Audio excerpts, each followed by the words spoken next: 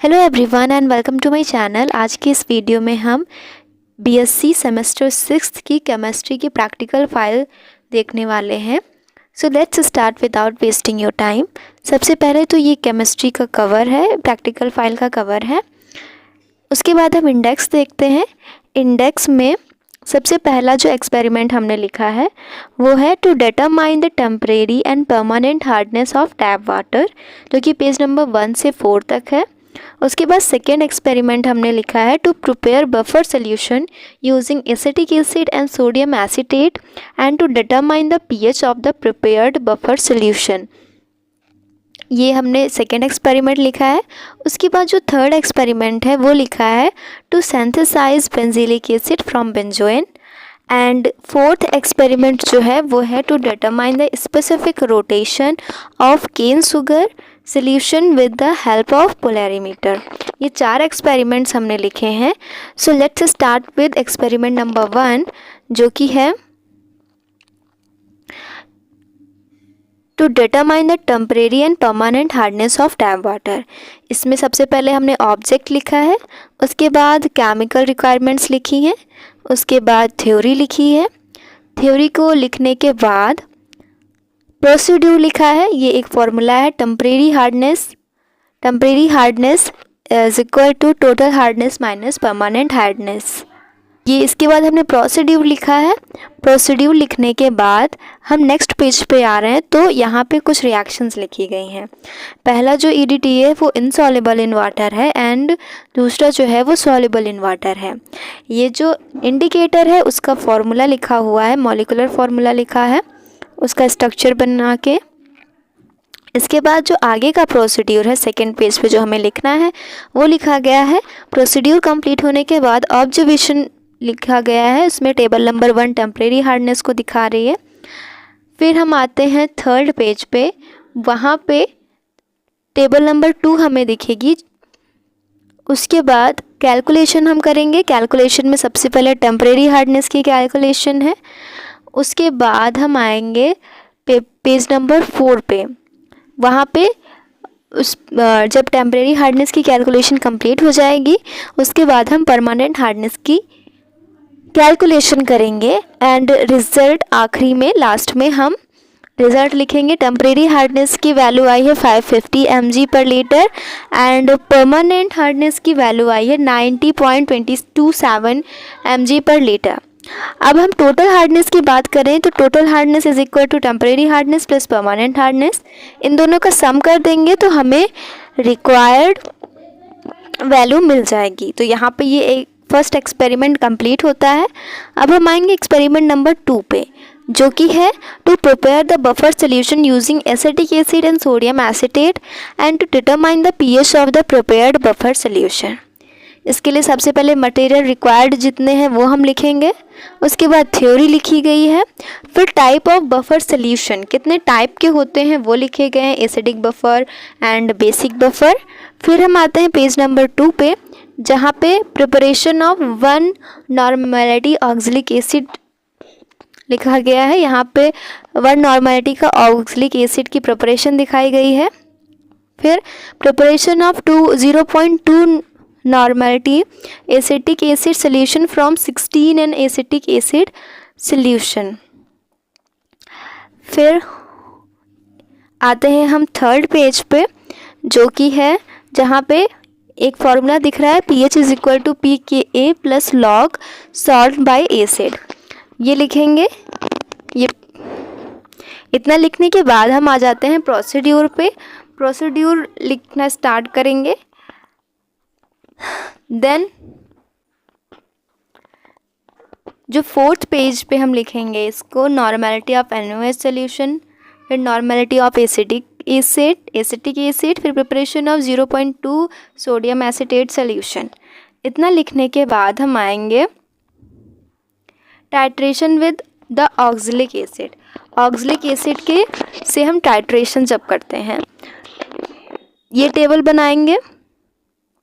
उसके बाद जो सेकेंड टेबल है वो है 0.2 normality solution was prepared by mixing 1.2 ml of acetic acid and 98.75 ml of distilled water.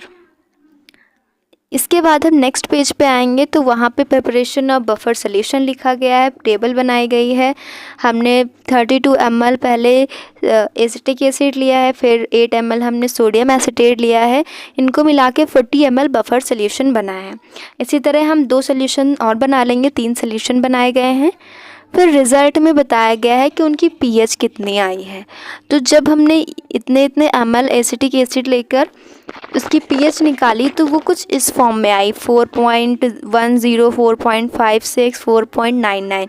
तो अप्रॉक्सीमेटली सबकी pH सेम थी। फिर प्रिकॉशंस देखेंगे, प्रिकॉशंस लिखेंगे कि जो apparatus है वो भी must be designed properly, the standardization of solution should be done carefully and pH meter must be calibrated carefully. ये सारी प्रिकॉशंस होती हैं। तो यहाँ पे सेकेंड एक्सपेरिमेंट भी कंप्लीट होता है। उसके बाद हम मैकेनिज़्म देखेंगे। ये फर्स्ट एक्सपेरिमेंट की है, ये थर्ड एक्सपेरिमेंट की मैकेनिज़्म है। तो सबसे पहले इसकी थ्योरी देख लेते हैं। ये है थर्ड एक्सपेरिमेंट की theory. To synthesize benzoic acid from benzoin, ये इसका ऑब्जेक्ट है।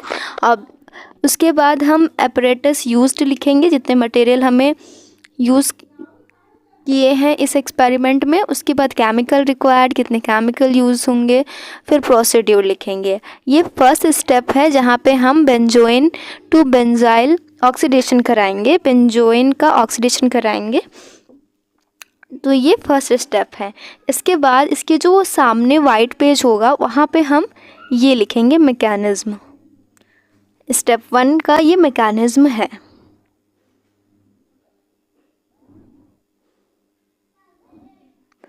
आई होप आपको समझ में आ रहा होगा। अब हम आते हैं एक्सपेरिमेंट 3 के थर्ड पेज पे, जो कि ये वाइट पेज पे बनेगा। TLC for step 1 solvent mixture, ये डायग्राम बनेगा। इसके सामने जो लाइनिंग वाला पेज होगा उस पे हम ये लिखेंगे, light yellow coloured solid was obtained filtered it, ये सब लिखेंगे। फिर हम आएंगे स्टेप फर्स्ट की जो ऑब्जर्वेशन हमें मिली हैं वो लिखेंगे। कैलकुलेशन लिखेंगे, इसमें एक फार्मूला यूज़ होता है थ्योरेटिकल यील्ड का, weight of benzoin into molecular weight of benzilic acid by molecular weight of benzoin. And practical yield आई है 0.98 ग्राम। ये लिखने के बाद हम आ जाएंगे नेक्स्ट पेज पे, यहाँ परसेंटेज यील्ड निकालेंगे। उसके बाद oxidation of benzoin to benzil लिखेंगे, इसकी थोड़ी बहुत कैलकुलेशन RF फैक्टर निकालेंगे। इसके बाद हम आ जाएंगे इसके वाइट वाले पेज पे, जहाँ पे हम मैकेनिज़्म लिखेंगे।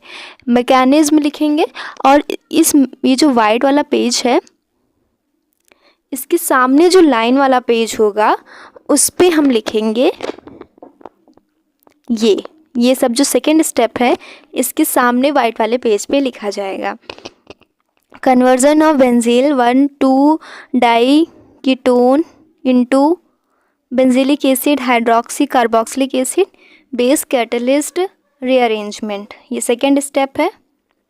सेकेंड स्टेप लिखेंगे, ऐसे ही आपको लिखना है। उसके बाद हम आ जाएंगे नेक्स्ट पेज पे। सबसे पहले ये डायग्राम बनाएंगे TLC for step second solvent mixture, and फिर इसके सामने जो वाइट पेज होगा उस पे हम ये लिखेंगे। फिर कैलकुलेशंस लिखेंगे, थ्योरेटिकल यील्ड निकालेंगे, परसेंटेज यील्ड निकालेंगे। एंड उसके बाद हम ये वाले पेज पे आ जाएंगे। यहाँ पे benzil to benzilic acid 1 ml, ethyl acetate 10 ml 10%, 9 ml and hexane 90%। RF factor निकालेंगे, ये सारी कैलकुलेशंस हैं। फिर जो रिज़ल्ट आया है, रिज़ल्ट इसके आगे स्टार लगा है, मतलब यहाँ पे हमें आगे वाले पेज में जहाँ पे स्टार लगा है वो वाला पोर्शन इस रिज़ल्ट के जगह पे लिखना है।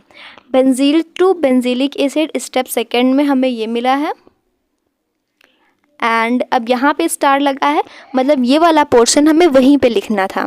फिर melting point of crude benzylic acid इतना है और प्योर बेंजीलिक एसिड का मेल्टिंग पॉइंट 148 डिग्री सेल्सियस है।